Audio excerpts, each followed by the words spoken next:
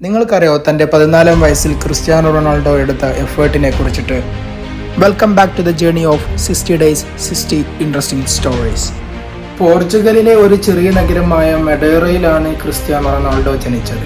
Ronald Reagan എന്ന ആക്ടറുടെ കടുത്ത ആരാധകനായ തൻ്റെ അച്ഛൻ ആ മകൻക്ക് പേരിടുകയാണ് ക്രിസ്ത്യാനോ റൊണാൾഡോ.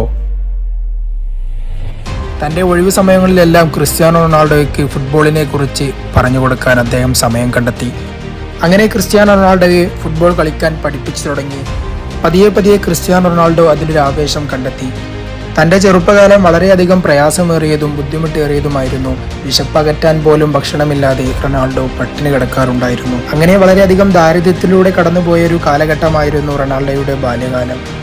അദ്ദേഹം ഫുട്ബോളിലൊരു ആനന്ദം കണ്ടെത്തി.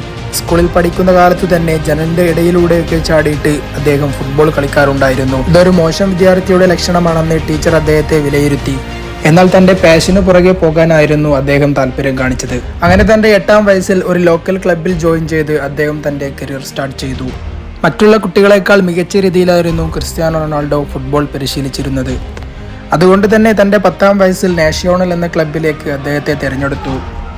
പിന്നീട് ലിസ്ബണിലെ പോർച്ചുഗൽ എന്ന ക്ലബ്ബിലേക്കും അദ്ദേഹത്തെ സെലക്ട് ചെയ്യുകയായിരുന്നു. അങ്ങനെ തൻ്റെ 15-ാം വയസ്സിൽ ക്രിസ്ത്യാനോ റൊണാൾഡോയ്ക്ക് ഹൃദയ സംബന്ധമായ ഒരു രോഗമുണ്ടെന്ന് ഡോക്ടർമാർ വിധി എഴുതി. തൻ്റെ ഫുട്ബോൾ ലൈഫ് ജീവിതം തുടങ്ങുന്നതിന് മുമ്പ് തന്നെ അവസാനിക്കുമെന്ന ഘട്ടത്തിലായി.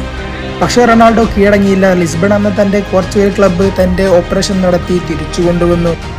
ഡോക്ടേഴ്സ് പറഞ്ഞു ഇനിയും വിശ്രമം വേണമെന്ന്. എന്നാൽ റൊണാൾഡോ അതിന് തയ്യാറായില്ല. റൊണാൾഡോ തൻ്റെ പരിശീലനം വീണ്ടും ആരംഭിച്ചു. മറ്റെല്ലാവരെക്കാൾ റൊണാൾഡോ കഠിനമായ പരിശീലനം നടത്തി.